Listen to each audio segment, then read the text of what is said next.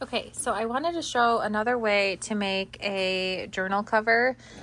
This one is going to be a soft journal cover. I am using like upholstery fabric, so it is thicker, and then it ends up being thick like this with a fold over. And so it's a soft cover, but it's still got some structure to it, especially when you put in the pages. So I'm going to show you how to use this. For this process, you do need a sewing machine. If you don't have a sewing machine, you could probably use fabric tack and get the same result as well. So this is actually a remnant or a swatch of some sort that I found probably at a thrift store somewhere. But if you buy vintage fabric from us, then you get a 17-inch wide piece of fabric, and it's a perfect width for a journal. So first I'm going to go ahead and cut this, and I want to cut it so that it's 9 inches tall. And because when I do my signature is going to be 8.5. So 9 inches is the height that I'm going for. So I'm actually gonna, since this is so big and my cutting mat isn't that big, I'm gonna fold it in half like that so that I can get it a little bit smaller and then a little bit easier to work with. I have some hanging off the edge because I'm going to make sure that that's a straight line next. But first, I'm just going to go ahead and cut the top. So I'm going to take my metal ruler and I'm going to line it up at 9 inches all the way across. And then you can take a rotary blade or an X-Acto knife and then just go ahead and make that trim. This is a little bit of a thicker fabric, so it takes a little bit more to get through it all.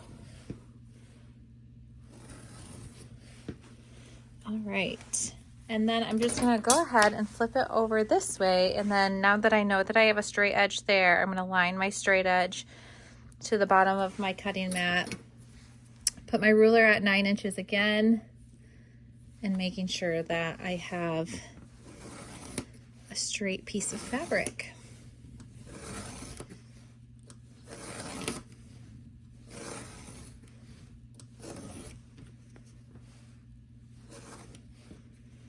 All right, so now that I have that, it's quite a long piece, so I don't want it to be quite that long, so I'm just gonna go ahead and cut some of this off.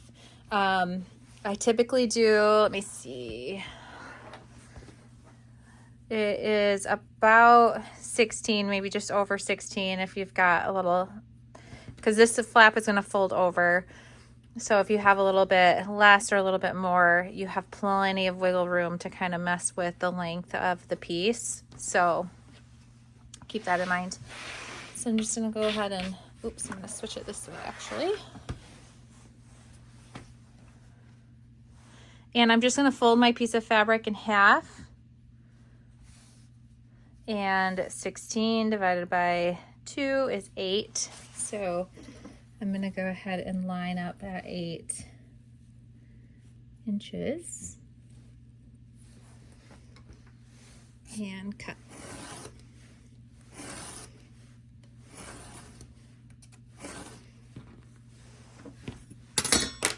All right, so I have my first piece. The next thing that I'm going to do is, because I want to have this triangle flap folded over for that look, I am going to go ahead and fold this piece in half so that I know that I'm making that triangle cut even. So I'm just gonna go ahead and fold that piece in half, and then I just kind of line up my ruler. I like a little bit that is straight, and then I'm just gonna go ahead and cut off that triangle. And because it's folded in half, I know that it's going to be the same on the other side. And that gives you your piece. So not everyone has to be the exact. I guess you could do a template if you wanted, but that's totally up to you. So once you get your first one cut, then I sew 2 pieces together back to back to give it a little more structure. So I'm going to go ahead and cut that second piece. All right, so if we did it properly, then when I lay this flat and I put my first piece on there, it should match up perfectly. So good. So then to cut this, I just put my piece on there and I line up my ruler with my edge there and make that cut, and then same thing here to make this cut. Oop, I just broke my blade, I think. All right, so then I have 2 pieces of fabric, just like this, and we are ready to sew. So let me move you over there.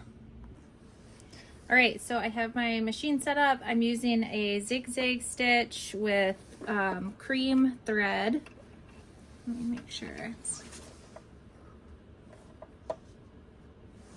my needle's down, that's why. Okay, with cream thread, and then as I'm sewing, I actually go kind of slow because I want to make sure that I'm sewing it so that the pieces are together. You could glue these together before you sew if you're not confident in your sewing skills and you're worried that the fabric is going to skew while you're sewing, but it's totally up to you. But I do go a little bit slower just so that I can maintain that there's not going to be any wrinkles or bubbly when I'm sewing. So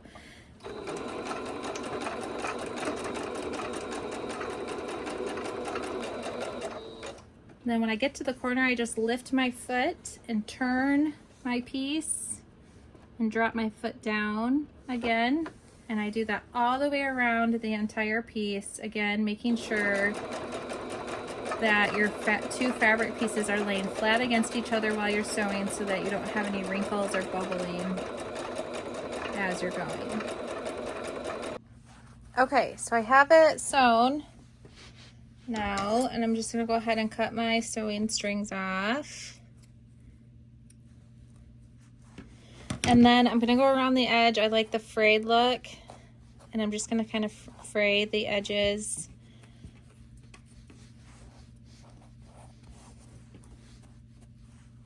Just by pulling some strings and then cutting them so that it's kind of even. Okay, so I have my edges frayed, gave it a little haircut, and then I'm going to go ahead and I've been using, for this style, I've been doing a grommet. But if you wanted to do a closure that's sewn in, when you're going around and doing your sewing, you could put a piece of ribbon in between the 2 pieces of fabric, and then when you come across here, you're just going to sew that ribbon right in, and the ribbon would come out and wrap around and tie. So that's up to you. I'm going to do a grommet on this one. Let me show you one that has that sewn. Just one second. So this one I did a little bit differently. I didn't do the angled edge. I did a straight edge. And then when I went around and did my sewing, I just sewed that ribbon right along with that stitch, and then it's built in and tight. So, but for this one, like I said, I'm going to do a grommet.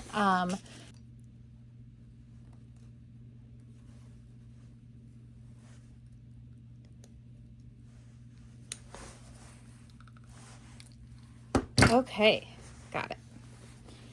So now I have got that grommet in there, and when I add my ribbon after I'm done sewing in my signatures, then it will be able to hold my ribbon and wrap around just like that.